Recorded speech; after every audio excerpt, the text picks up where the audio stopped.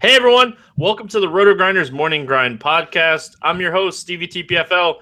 It's August 10th. It's Wednesday. We have 12 baseball games tonight. I'm going to skip over those three early games, but if you're playing those early games, stack that Cleveland game. It's going to be massively high scoring. I don't care if Gio Gonzalez is pitching or not.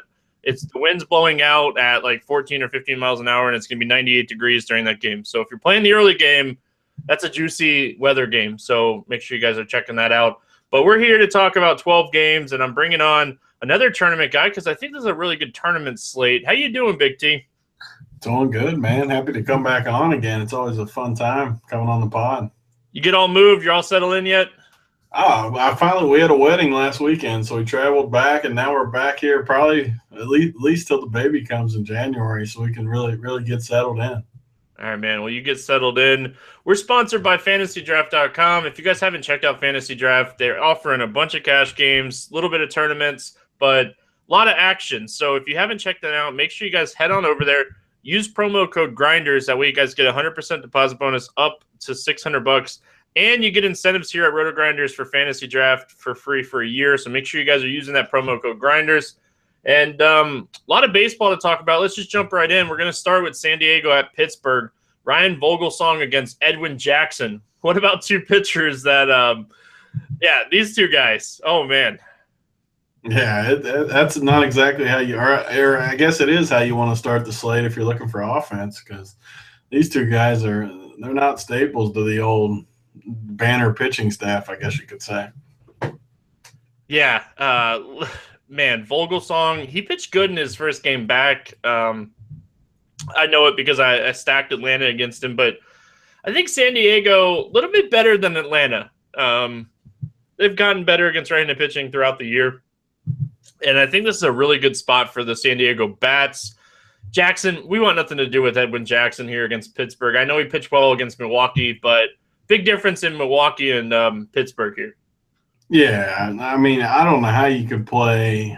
I mean, either pitcher. I mean, it looks like Vogelsong 6.9K on FanDuel, and people might play him just based on that first start. Like you said, he's pretty good, and he's minus 160 tomorrow. So, I mean, people could maybe play him, but I just don't know how you could do it. I'm like you. I like the San Diego Bats, and all those guys up top, like Jankowski and Myers, and then you got Dickerson and Schimpf. I mean, I just like the San Diego Bats more than most people, so I don't know how you can play either pitcher, really. All right, let's talk about those bats. Every day I give out three guys I like on Fantasy Draft under 8K. I'm going to start it off right here with Alex Dickerson. Love Dickerson, man. I've been talking about this guy for a month now, and he just continues to get the job done, and he's crushing right-handed pitching. Vogelsong, small sample size this year, but he's struggling with lefties. If you look at his career, look at the last 2 or 3 years worth of numbers, this guy struggles with left-handed bats. Love Dickerson in this matchup. Yeah, that's one of the reasons I really like San Diego is you can play a nice little 4 or 5 man stack, but 4 lefties with Jankowski, Solarte, Dickerson, and Schimpf, and you get a decent amount of power and speed mixture with the group. And then if you need a fifth, like on Fantasy Draft, you could throw Myers in as a righty. So it seems to be the perfect little blend. And on a full 12-game slate, I don't think it'll be very popular because they're only projected for 3.9 runs. I don't think it's going to be popular at all. And, Solarte, like you mentioned, all these guys, they're just – I think San Diego's a really solid team to target. It's not the greatest ballpark in the world, but I think we can target them here with confidence. Ryan Vogelsong, I'm just not expecting the same type of game again. Like that first game back kind of game, okay, yeah, you did really well, but I just don't see it happening again. Yeah, and the first game back was versus the Braves too, and the Braves have been a little better on offense, but they're still not exactly a powerhouse, and they kind of play into his wheelhouse too. I mean, a contact pitcher against a contact team, and it just was one of those days where the ball didn't find the holes, and he somehow struck out like 6 or something in that game, it looks like. But I'm with you. I think he's going to get blown up, and I wouldn't be surprised if Edwin gets blown up too, even though I don't like Pittsburgh's bats as much as San Diego's. Yeah, I think that, Jackson, small sample sizes, of course, but he struggled ever since he got recalled. He struggled last year. He struggled the year before that. This guy, since 2014, he struggled with righties and lefties. The numbers are not there. So if you want to take some bats, I'm not against, I guess, Marte and Polanco, but you're just paying so much for these guys. Yeah, and Marte's the type of guy I think you could play every single day in cash. I mean, depending on the matchup, it really doesn't matter just because if he gets on base, he's going to run, and he's just a good cash play. Similar to like how Billy Hamilton's been, and all these guys that just steal bases are just such good cash plays in my mind. Outside of Marte and Polanco, is there anything else we can target here? I don't see anything. I mean Harrison. They're projected over 5 runs, and Harrison's been hitting leadoff for under 3K on FanDuel, which I mean for a punt second baseman, I don't completely hate it, especially if you play Marte or Polanco with him. So I mean, I could make a case for him just because of the value. Yeah, like he is price point play, right? Like, and Yeah. as long as he stays in that leadoff spot. Yeah, like I don't like him, and if he was like 3.5, I would not even be looking at his name, and he would make me sick as a hitter. But for 2.8, I mean, you can make a case for him. Yeah, double digits in 3 straight games. I think he led off in all 3 of those games. So if he stays in that leadoff spot, a guy that we can look at. Tampa Bay at Toronto, Jay Happ against Blake Snell. 2 lefties facing off against each other here. We like targeting pitchers against this weaker Tampa team. Is Happ a guy that we could do that with? God, I just keep doubting Hap, and I just don't believe he's good, but he just keeps proving me wrong, and I'm starting to believe that I was wrong about it, and he's just a legitimate pitcher. And if you look at his numbers, I mean, all of them are trending in the right direction, and he just looks good. I mean, the whole Toronto staff has really played better than I expected them to. So, I mean, maybe I'm starting to be a believer. And Snell, I mean, he's got a super tough matchup versus Toronto, but he's been all right too, and this game looks like the one. I mean, Toronto's for sure going to be chalkier against a left-handed guy like Snell at home, but I don't think it's a spot I'm going to be focused on just because if you look at his numbers, I mean, he never gets blown up. He's just a solid guy. I mean, he might give up a little bit here and there, but for the most part, I don't think he's going to go out and give up 7 or 8 runs or something. Yeah, Snell, we've seen what? I'm doing the math real quick. We've seen 55 innings from Snell this season, and he's only allowed 2 home runs. So I think that Toronto might be popular on this slate because they're facing a lefty at home, and I think that it might be a good fade. Like, I just don't know if this is the spot that you necessarily want to target Snell. And not saying I'm going to go out and pitch Snell. I have a lot more interest in Happ. He's won 9 out of his last 10 games, and you know, we talk about Tampa being really good against left-handed pitchers. You got to think they traded away Geyer, who has been hitting lefties all season, and they traded away Steve Pearce, who has mashed left-handed pitching. So you're really worried about Logan Forsythe, Evan Longoria, and outside of that, you know, you're worried about maybe Beckham or some of these other guys that don't scare you as much as, you know, when Pearce and Geyer were in that lineup. Yeah, they look a lot less scary to me. I mean, and I was riding them pretty hard at the beginning of the year, and people were laughing, and they just kept crushing, and they were even leading the majors in home runs for a while. But that lineup isn't the same right now. I mean, I'm with you. I like Hap a lot, and I mean, there's other options on the slate that are decent, but he's right up there because of the line. I mean, he's going to go off probably minus 200 or so in that range versus Tampa, and Tampa's just been striking out so much that it's definitely appealing. And I'm with you. I think Toronto's a fade. I mean, I just look at Snell. He hasn't given up more than 2 runs in basically every start. He gave up 4 one time and 3 one time, but the rest of the starts are just low. And like you said, 2 home runs, that's what Toronto counts on to score. I think it's an easy fade, really. I mean, people are going to play it, so just fade away. Now, we talk about the fade. We talk about all this stuff. Looking at Devin Travis on FanDuel, like, he's still only 3K, continues to hit in this leadoff spot. I know it's not the greatest matchup, but this is a guy that has hits in 6 straight games, and he still seems underpriced to me. Yeah, I agree completely. And I mean, he's been a staple in cash games really the whole week just because he's been playing good, and it looks like that's where he should have been hitting the whole time. So I'm with you. I like it a lot. It'd be the one guy I'd look at, and I think in cash games he's going to be popular. And, you know, it's never bad to play a block at second base for only 3K in cash, so I don't hate that. Arizona at New York, Robbie Ray, Bartolo Colon. Robbie Ray pique your interest at all here against this team that just doesn't look right? I've been picking on the Mets for the last however long. I just don't like them at all, but I don't like Robbie Ray at all either. I mean, I've used him a few times, and every time I just kick myself. And I look at his box scores. I mean, he's given up 4, 4, 4, 3, 0, 3, 5, 5. I mean, I just don't like what I see. And guys like Wilmer Flores, Neil Walker. I mean, Walker's been better from the right side, even though he's been better from the left his whole career. I mean, their lineup isn't great, but I like a few of their pieces, and I just don't like Robbie Ray much. Yeah, I'm not a big Robbie Ray fan. If you want to roll him out in a tournament, maybe on a draft or DraftKings where you need that second pitcher, like I think his price is a little up there. So I think he's going to go a little lower owned on those type of sites, and he definitely has the upside as far as strikeouts go. He's averaging well over a strikeout per inning this season. So I don't hate it on a SP2 site where like DraftKings and Fantasy Draft, but on FanDuel, I don't know, man. I think he's going to be popular at 7,800 on this slate to get in these bats that we want. Yeah, I mean, you're right about the strikeout upside. And last time I did one of the Grinders live shows, we were looking, and he was kind of in a rough spot versus the Nats. And then you look at the strikeouts, and it's like he struck out 10 and 11 the games before that, and then he comes out and strikes out 9. So, I mean, every game, really, you look, he's got 7 or more strikeouts in, like, every start for the last 2 months. So, yeah, I mean, for that price, I have to kind of agree with you now that I look more into it. So, yeah, I mean, I think he's going to be popular, and maybe for good reason. Cologne, he's regressed this year. We've seen it last year where the numbers suggested that he was going to regress all year.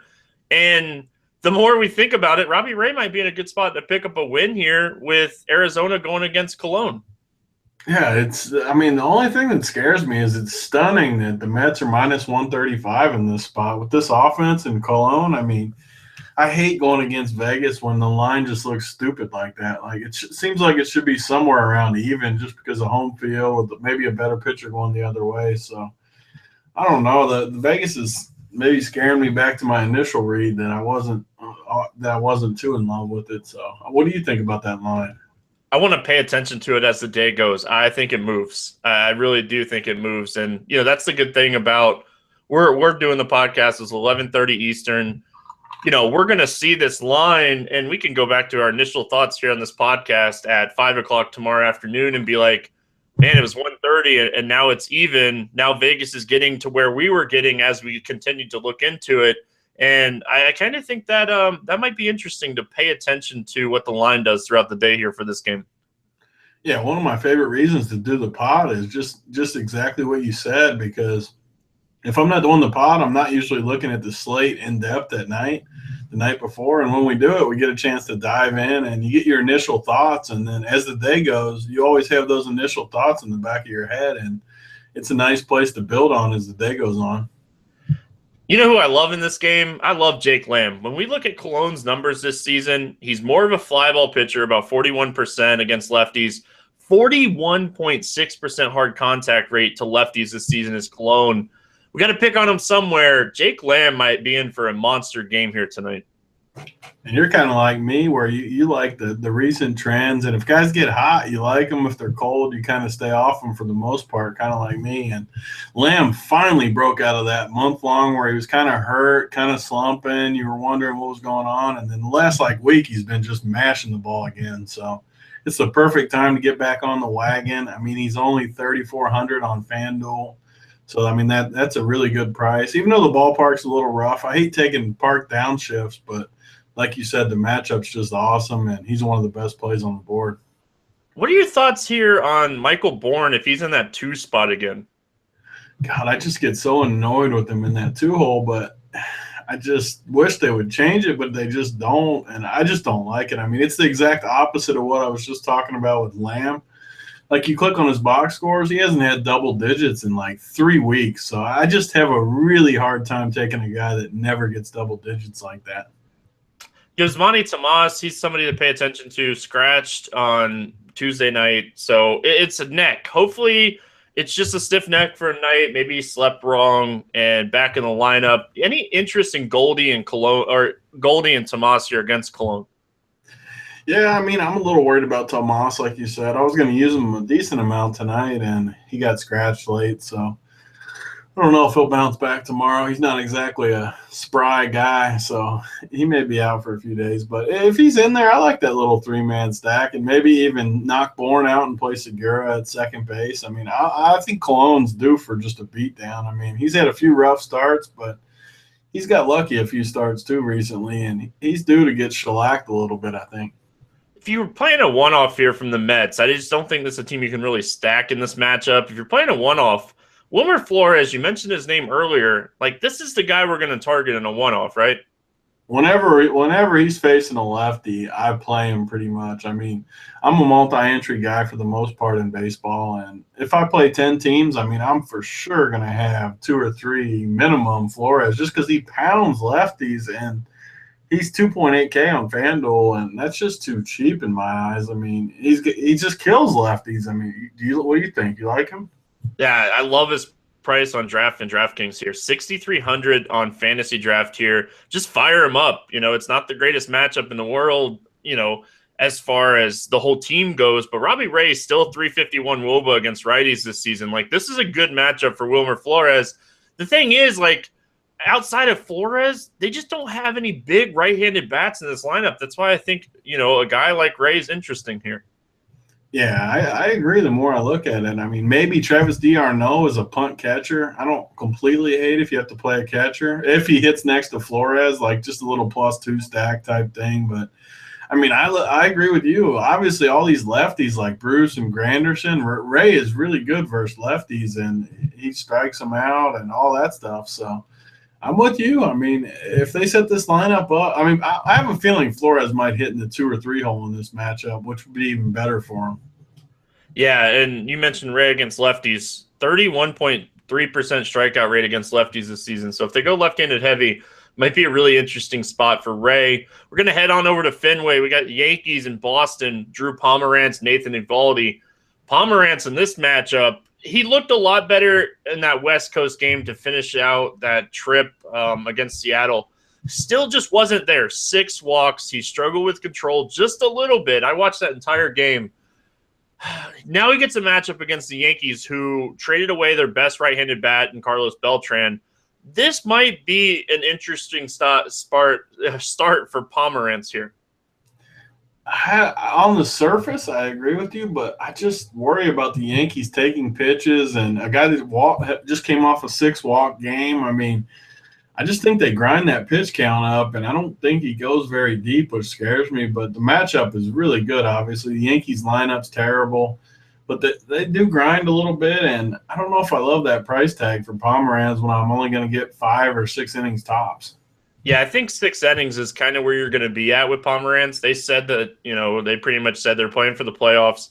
They're going to limit the innings for Pomeranz. You know, we're not going to see him pitch a complete game unless he's just throwing a gem. So, you know, unless he's throwing a gem, and then you're going to be winning all the money anyway. The thing that I like about Pomeranz is he has a 3% home run to fly ball ratio. That's going to be massive for him in Fenway in this matchup against lefties. So that number 3% was against lefties, obviously.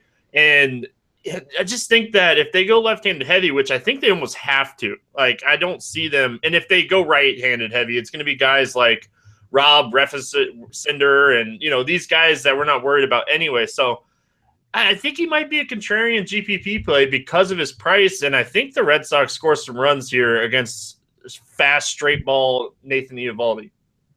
Yeah, I agree with everything you said. I mean, the Yankees have to play lefties. If they somehow – it sounds crazy, but if they play all those righties instead of the lefties, I might like him even more just because of how bad the lineup's going to be. So either way, he's in good shape as far as the lineup. I mean, I just worry about the pitches, but I agree with everything you said. It's a great matchup against the lineup no matter how they set it up.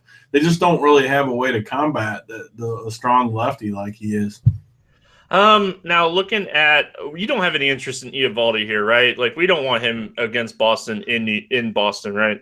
No, I have no interest in him. I actually used him his last start against whoever it was, and he was decent for a minute, but the slate was a lot different than tomorrow, and obviously he wasn't at Fenway, so I have no interest in him tomorrow. Yeah, he pitched him against the Mets. I think a lot of people targeted him against the Mets in his last start, but all right, so let's talk bats. Yankees. Honestly, there's nothing that really stands out to me here for the Yankees in this matchup.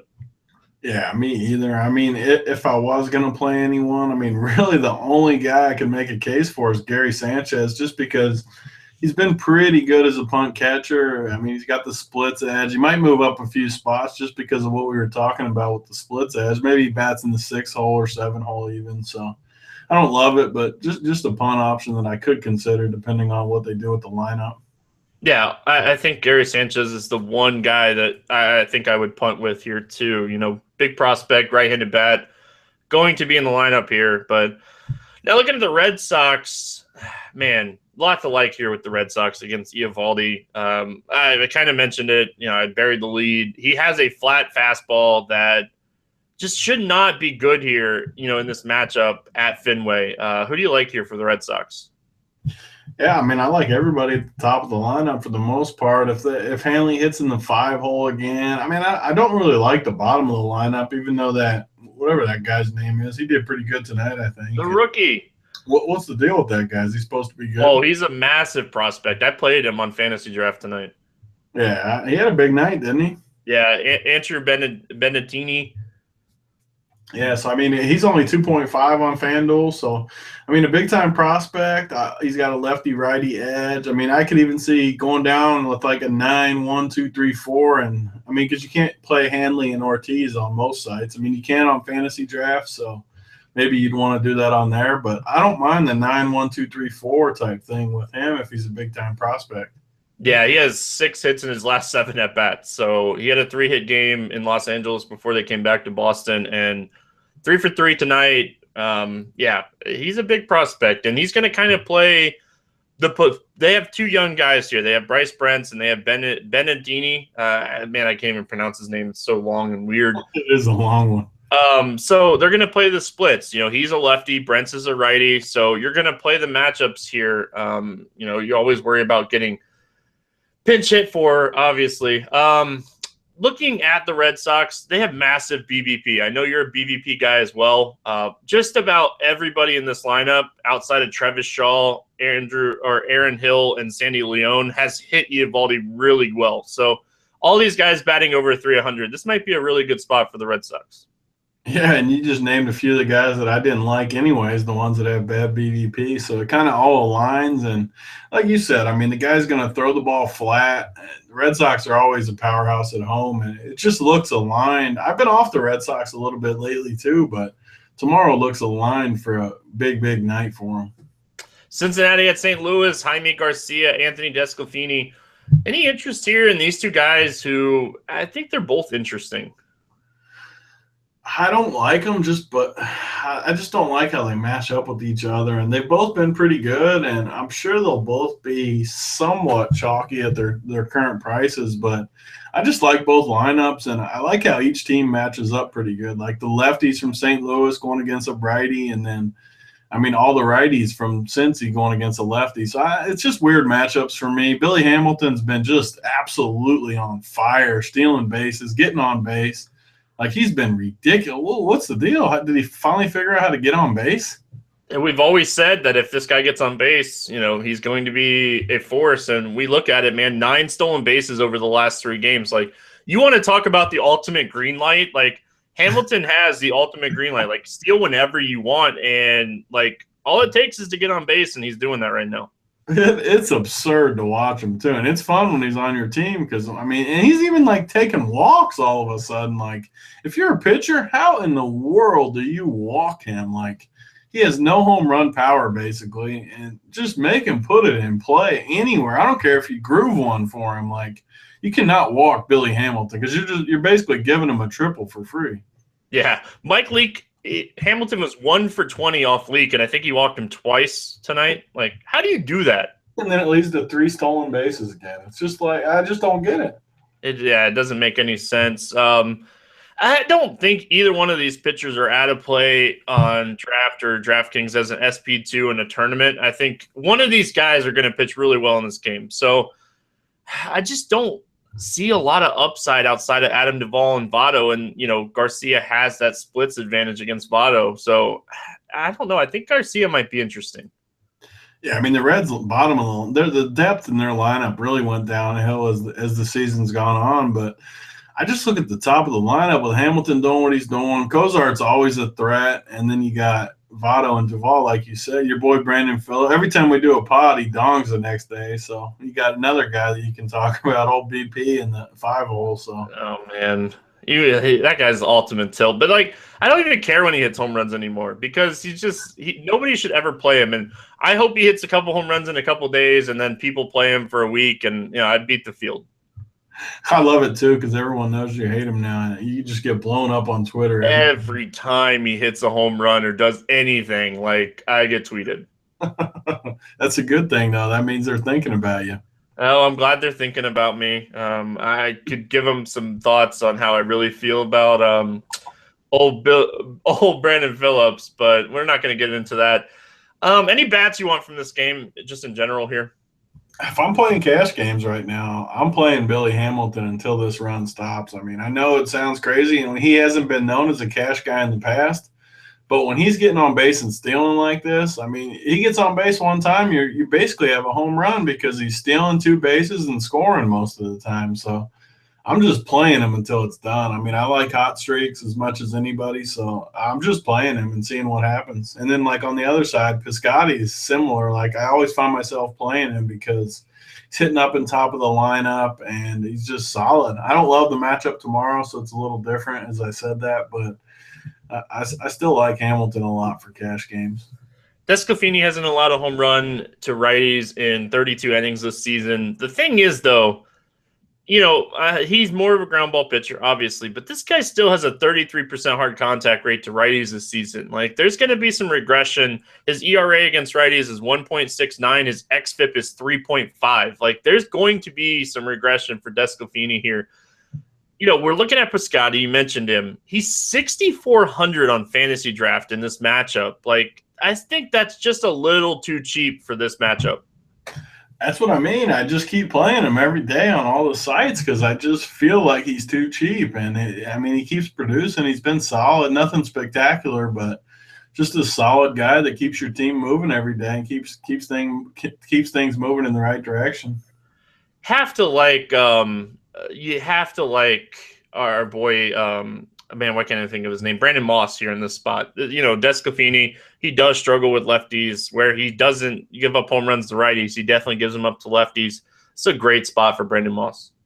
Yeah, he's another guy that I just like a lot more than the field does. And a lot of people have finally figured it out that he's been really good, and they've been playing him this week or so. But I just like him, and he's just a beast. And like you said, this matchup, St. Louis is projected 4.8 runs right now, and it's just a great spot for him. And I wouldn't be surprised if he has another big game.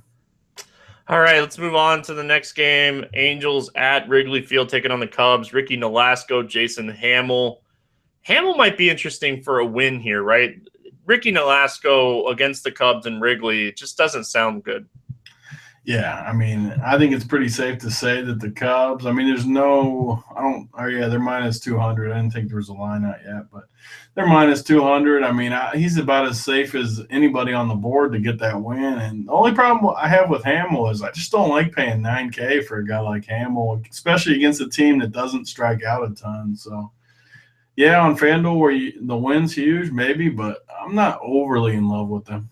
Hamill has pitched a lot better down the stretch. Ever since July, Hamill has looked a lot better on the hill. Like, I was, way against Hamill, and just watching his last few starts, he's doing enough. He's limiting the damage, and he's winning. So, like, on this slate where we don't really have, like, a slam dunk, I think he's interesting.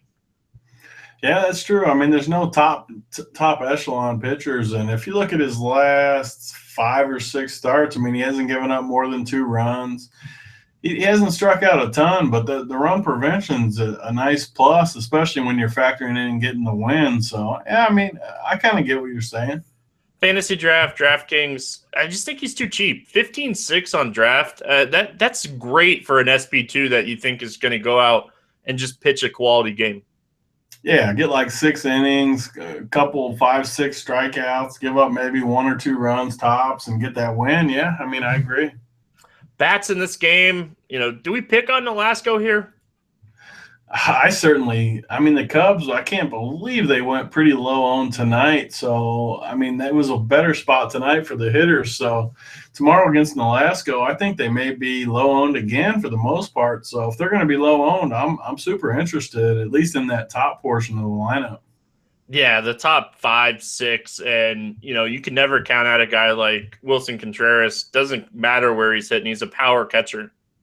Yeah, I agree for sure. I mean, really, I mean, you could even make a case for like Addison Russell. Really, the only guy I hate is Hayward. I just, for whatever reason, can't ever play that guy. I'll give you a reason to play him. You want me to give you a reason to play him? Absolutely. 8 for 23 with 4 extra base hits, 348 average, only 2 strikeouts and 23 at bats against Nolasco. I like it. So the whole team's in play then. Yeah, so just I had to give you a reason. I know I had to pump you up here a little bit, Tony. Like Angels bats against Hamill. Anybody that stands out to you here outside of Mike Trout, who's in play every day? with the way Hamill's been at run prevention, I just can't do it. I mean, maybe Cole Calhoun just because he's 2.8K on FanDuel. I mean, that's like free for Cole Calhoun. I hate the matchup, but just like if you get to your last roster spot and you got 2.8 left, maybe Cole Calhoun, but I don't like it by any means. Cole Calhoun is 5,600 on draft today. I mentioned it yesterday. He was super cheap. I told you to play him in cash games. He hit a home run. Not saying he's going to hit a home run again, but 5,600 and you need somebody that's cheap in the 5K range, like that's a no-brainer for me. Yeah, I mean, you get a 2-hole hitter. Who knows what the wind's going to be doing at Wrigley? You just don't know. I mean, maybe you get lucky and the wind's blowing out. If the wind's somehow blowing out, I mean, I think he's almost a must-play at that price. Colorado at Texas. This game's flip-flopping. They were in Coors Field, heading to Texas now, Arlington. As far as ballpark goes, yeah, you're getting a downgrade from Coors, but you're not getting much of a downgrade here in Arlington. Martin Perez, Jorge De La Rosa. Am I crazy for thinking Martin Perez is an option here? I've faded the Rockies all year against lefties just because their top couple guys, especially now with Dahl, I mean, their top 3 guys really are lefties, even though Cargo got hurt the other day. So I doubt if he's in the lineup, but they're just a lot worse versus lefties. And I agree with you. I mean, I don't know if I like Martin Perez, but I definitely don't want to pick on him with the Rockies. I'm thinking as a cheap option, you're building a tournament team. You're looking at Martin Perez on DraftKings. That's going to be in the 4K range. You're looking at Martin Perez on Fantasy Draft in the 8K range. You're looking at a guy that just doesn't get shelled in a matchup against a team that struggles with lefties. Like, I call me crazy, but I could see him getting us that 12 to 15 points that we need at his price tag. I could see it, and I was trying to sell myself on it because I've always said the same thing as you, where like he doesn't get shelled, he doesn't ever like get bombed, and then I look at his stats and it's like he gave up 7, 5, 7, 5, 3, 1. Like he just, I don't know. I mean, I just have a hard time doing it. And if I was ever going to do it, though, I agree. Like on DraftKings, where he's in the 4K range, like you just don't need much from him. Like if he somehow gets you 15, like that's huge for that price. Yeah, I'm gonna have him on some tournament teams here today. It's just I think that looking at the other side, Jorge De La Rosa, he's not an awful pitcher either. This guy is not as bad as everybody thinks. It's just not go out and pick on Jorge De La Rosa day. Now, everybody is going to be off of Ian Desmond after facing the lefty in Coors on Monday night, disappointing everybody. Is this a spot that we might get Desmond at a low ownership against the lefty? Yeah, I think we will for sure. I mean, and like you said, De La Rosa's been pretty good. If you look at his box scores, he really hasn't got shelled in any game but the one game where he gave up 7. So he's been solid. Desmond just let people down at Coors. I mean, I agree with you. His price is even coming down a little bit. He's still priced up there, but I mean, I like him, and I like the spot. Texas is going to be way lower owned than they should be in this spot, I believe, with a 5.6 projection runs. Looking at Carlos Beltran, man, he is just destroying left-handed pitching this season. Like, it's just insane how good he has been against lefties this year. I think that he's the other day I looked at it. Of course, there's been like a week worth of games, but he was top like 7 in ISO against left-handed pitching this season. Yeah, and he's got to feel a little bit revived too as a veteran guy. He was on a Yankees team that's kind of like a sinking ship this year, and all of a sudden he comes over to the Rangers. They got good mojo going. They trade for Lucroy too. I mean, they just seem like they're a team going for the pennant a little bit, and that's got to revive a veteran guy like that. And he's shown it too. He's been really good since coming over. Arenado always in play here against the lefty. Only really bat that I kind of want here from the Rockies. Yeah, I agree. And I mean, I always did like Rayburn for the longest time, but he just never does anything for me. So I don't think I could do it unless I'm full game stacking it, which I don't plan on doing. But I kind of like Texas. I didn't like them at first, but I think they're my favorite team so far. Atlanta at Milwaukee. Chase Anderson, De La Cruz facing off against each other at Milwaukee. I really don't have interest in either one of these guys. Yeah, neither do I, especially after tonight where everyone was on this game, including me. The total opened at 9 and went off at 10.5, almost 11. It looked like the most obvious play in the world to stack the game, win the money, but final score was 2-1, I believe, and not much happened the whole night. So I can't wait to come back with it again tomorrow with these two pitchers on the mound. Yeah, I'm going to game stack this game again. One thing I want to note, record caught last night's game, and our boy Przinski should be back behind the plate. Jonathan VR with Przinski behind the plate just has so much upside in this game. Yeah, he's going to be – I got him circled on my sheet already. Is like – I just why did they make him third base eligible? He was so nice in that other spot. I hate how he goes to third base on FanDuel. What is he on fantasy draft tomorrow? Let's pull up. Obviously, he's infielder. I mean, yeah, his price is still up there at 10-2, but you're gonna get VR at less than 10% owned at that price, and he could put up 20 points just because he gets on base. Yeah, he's just like those other guys we were talking about. He gets on, he steals. He's even got a little bit of pop in his bat, too, to where he can hit some bombs for you. So he's one of my top plays by far with Przinski catching. So I like that a lot. Looking at the other bats here from Milwaukee, man, I think this is just a game you game stack, right? Trying to play one-offs from this game is going to be tough. Just stack this game.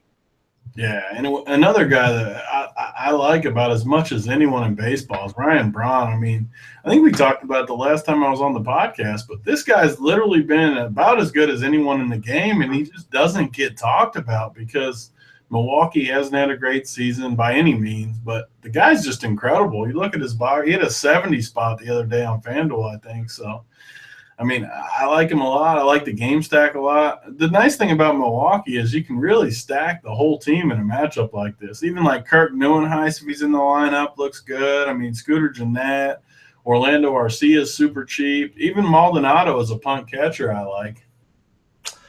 Atlanta side of things, you know who I absolutely love today that I'm going to have so much exposure to, it's going to be ridiculous. We know Chase Anderson has those reverse splits, man. Matt Kemp is just in an excellent spot here. Yeah, and I just can't wait to take him again. He's actually looked a little excited to play baseball since he came over to Atlanta, which is weird because it's a bad baseball team. You would think maybe he'd mope around a little bit, but I think he just likes to showcase his talents a little bit on a new team. I honestly think that he's just so happy because Atlanta actually has a lot of young talent in the farm system where in 2 years, if he's still with Atlanta, they actually have a chance to make some, runs in 2 or 3 years. Yeah, for sure. I mean, they've made a few nice trades for the future along the way. And even though they don't have it at the major league level, I agree with you. I mean, they look good for the future. Moving on, Houston at Minnesota, Dallas Keuchel, Irvin Santana. What's your thoughts here on Keuchel? I mean, I've been off him for the most part, but he has been a lot better lately. And if I remember right, 9 innings last start, 7 strikeouts. So probably his best start of the season, 60 FanDuel points. I mean, he's been a lot better besides one start versus the Tigers where he got a little unlucky, if I remember right, with a few different things. And the Tigers' offense is really good. So, I mean, I kind of like it. The Twins have scored more runs, I think, than anyone in baseball for the last month, which is a little scary, especially with Plouffe back. But, I mean, on a slate like this without any top echelon pitchers, I think Keuchel's in play for sure at this price point. I think he's a boomer bust play here today. Like, he is not a cash game play for me because right-handed power in Minnesota is a thing. Like, this ballpark plays really big to right-handed power. And, you mentioned Plouffe being back. We have Dozier in this lineup. Sano. There's a lot of right-handed power here for Minnesota. So I think Keuchel is a boomer bust play, but I think he could easily go out and have a big game. So I'm with you, but I don't think he's a cash game play here. Yeah, I mean, I probably wouldn't. I mean, the only reason I would think about it is I like that line a lot. This is another game I'm anxious to see what the line does tomorrow, because if it somehow goes up like to minus 150 or 60 somehow, I would just be like all in love with. I'm still in love with them as a minus 130 on the road. I mean, that just seems like a big price on the road for me for Keuchel, which makes me like him even more. Irvin Santana on the other side here. I just mentioned, it's a good ballpark for right-handed power. Santana has a 326 WOBA with a 32.8% hard contact rate to righties. He's going to face a lot of them here. This lineup is very right-handed heavy. I don't think this is the spot for Santana. The only positive, I don't like Irvin Santana much at all, but if you look at his box scores on a slate where there's no top pitchers, like he's given up 2 or less in every start for like 3 months basically. So he's pretty good at run prevention on a slate where you don't have any clear cut top pitchers. I mean, you can lock in maybe 30 to 40 fantasy on FanDuel, and I mean that might be good on a slate, like especially against Houston, who's really been struggling with the bats. They woke up on Tuesday night, though. It was a long time coming. Jose Altuve, like, how good is Jose Altuve? Like, it's just, he's having an MVP type season. It's just incredible.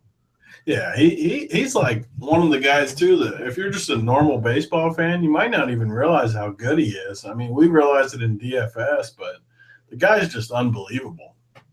361 average on the season now. Like, the guy has 19 home runs. Jose Altuve has 19 home runs. That's the same amount as Ryan Braun. 26 stolen bases. Like, I don't think a 30-30 season's out of the realms for this guy. Like, I think he's that good. It's just incredible how good Jose Altuve is. I think if you're playing cash games, he's just one of the safest plays every day.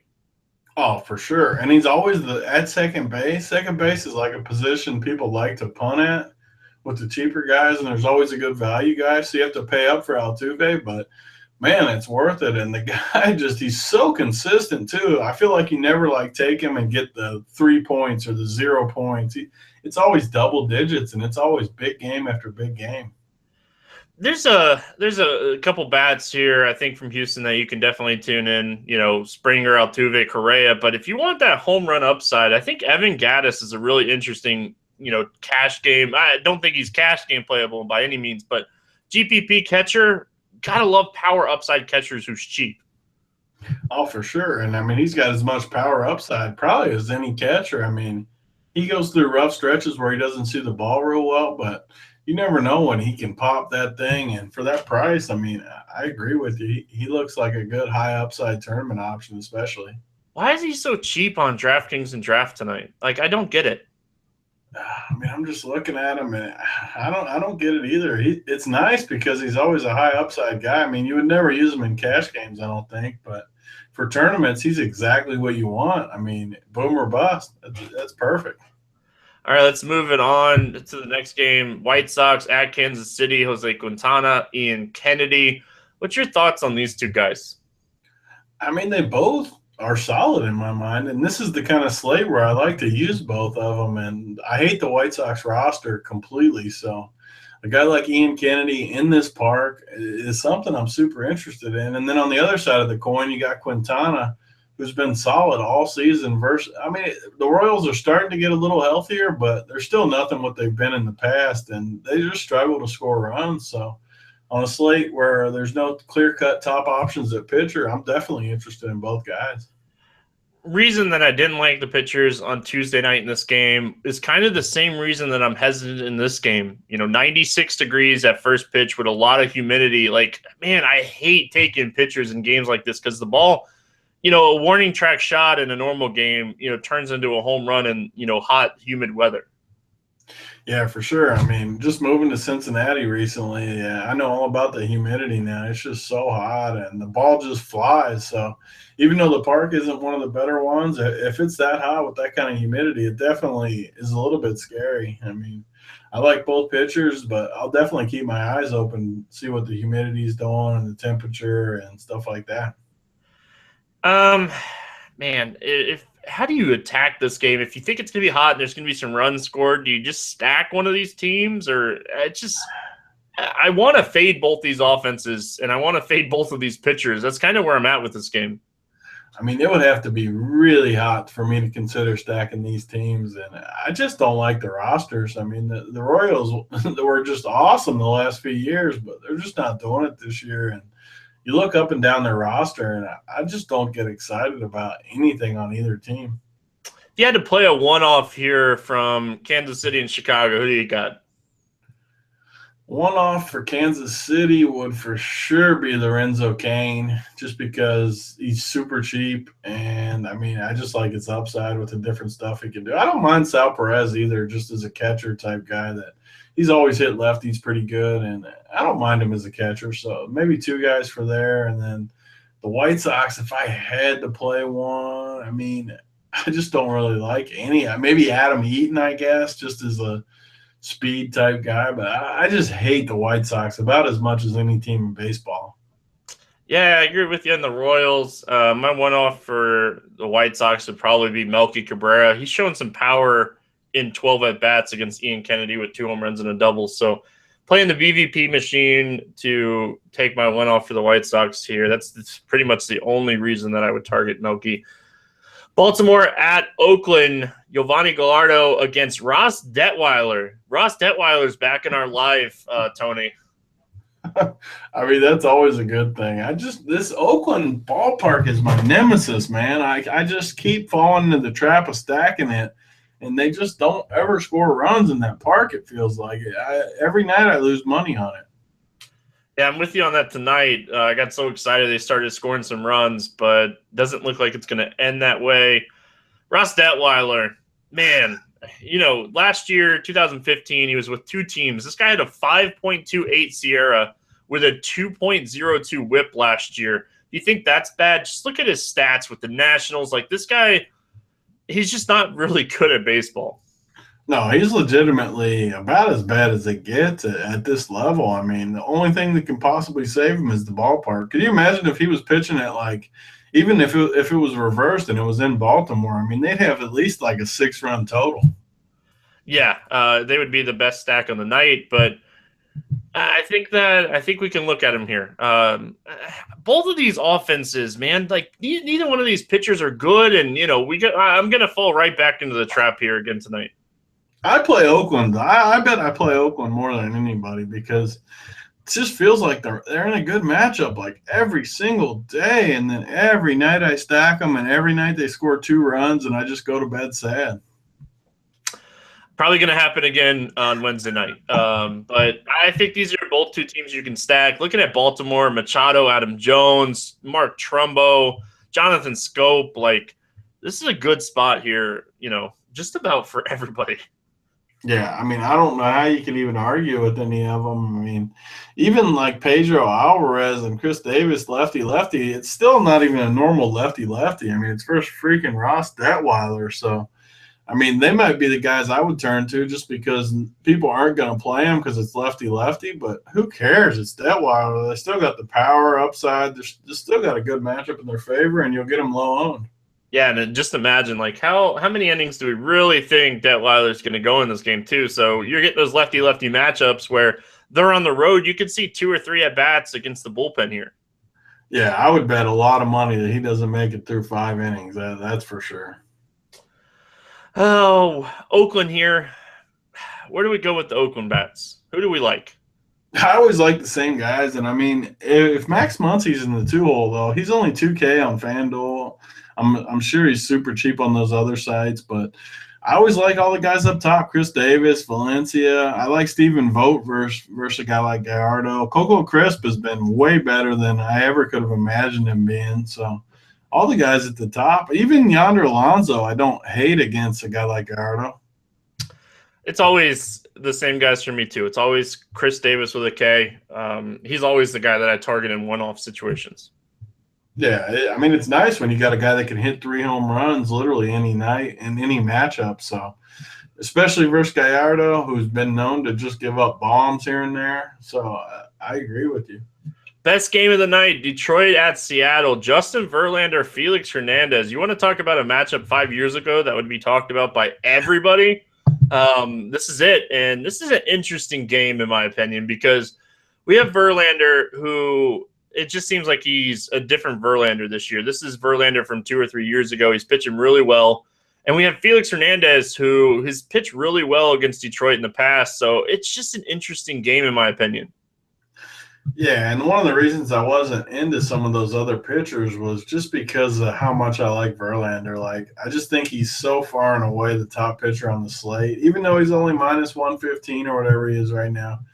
I just like him. I mean, the ballpark's great. I don't respect the Seattle lineup near as much versus a good righty like Verlander. So I just love the spot for Verlander. I don't like Felix. I think he's kind of lost it completely. So I could even see myself taking some Detroit bats, even though the park's kind of ugly. I think they'll be super low owned in the late game, though, to make up for it.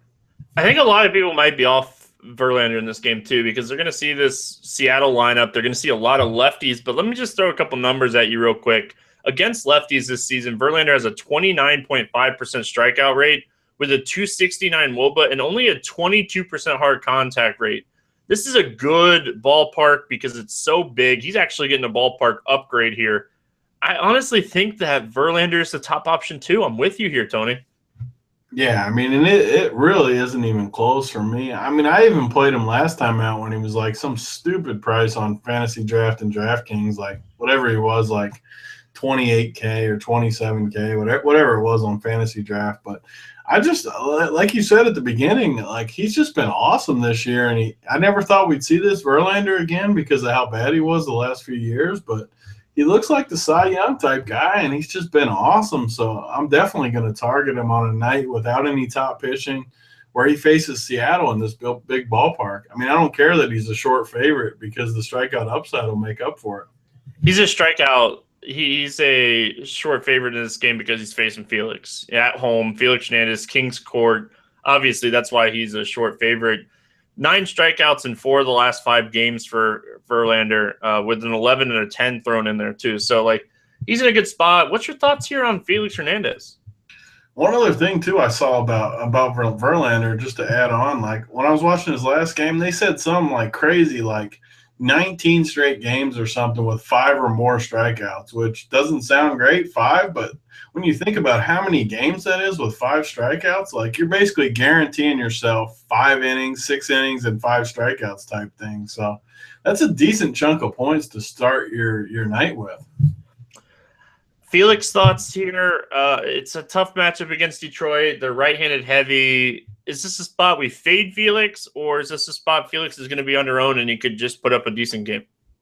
I love the Detroit side of it. I like the Detroit bats first. I just think Felix is done. I mean, I've watched him. He just keeps getting shelled.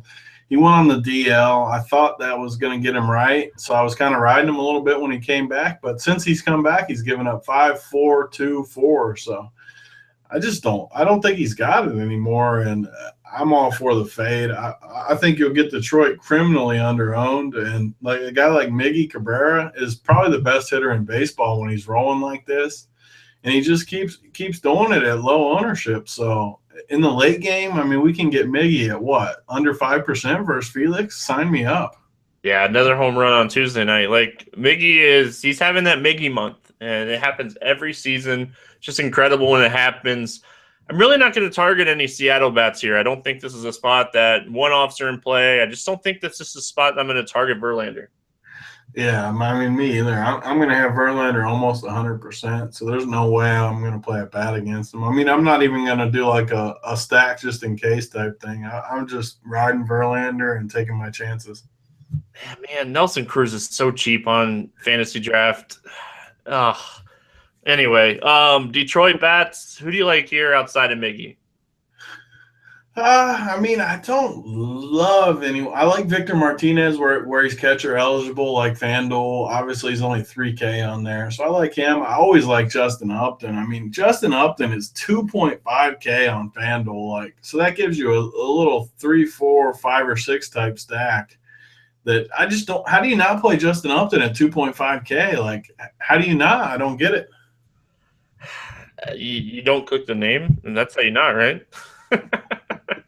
um, that's gonna wrap it up here. That's the greatest way to end it, right? Just don't click his name. But I do think he's in play.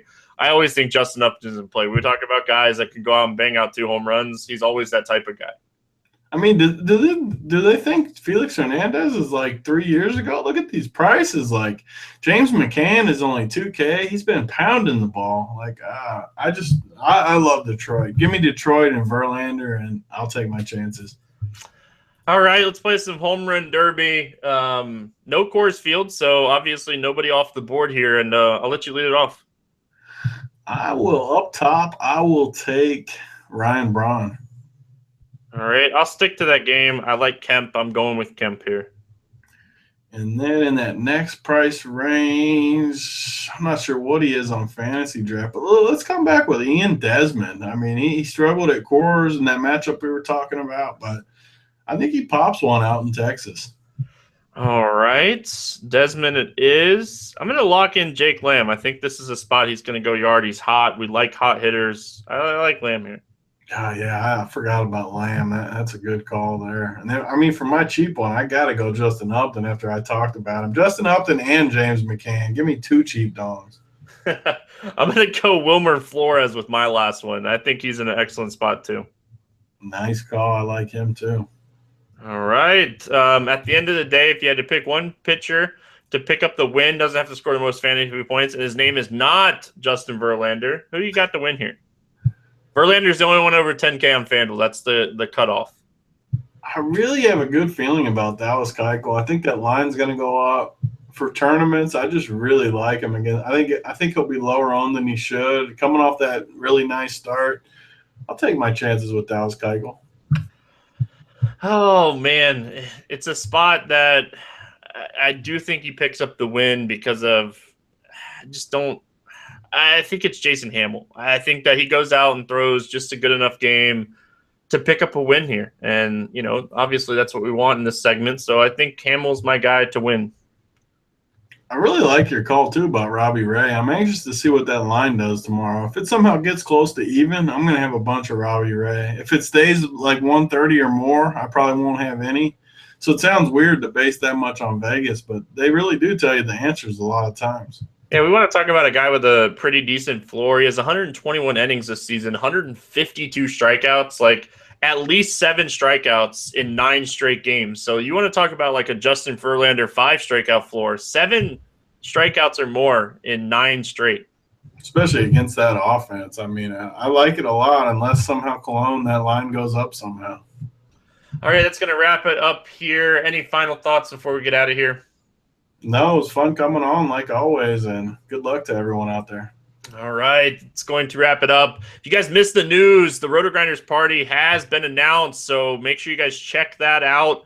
There's a massive $1,000 lineup builder free roll on Wednesday night. It's so interesting. Like, we've never done this type of free roll here on Roto Grinders. What you have to do, go to the forums at the very top. It's going to be a contest where you have to enter at least 100 lineups. You have to enter at least 100 lineups to be eligible. It's so interesting. Everybody complains about multi-entry. This gives you a chance to play with the lineup builder. It's not going to cost you anything because it's a free roll. And you get to play 100 lineups with 150 max, and you get to have a little bit of fun with it. It's a great slate for the lineup builder. So make sure you guys check out the special Grinders Live lineup builder show at 1:30 on Wednesday. And good luck in your contest tonight, and we'll see you again tomorrow.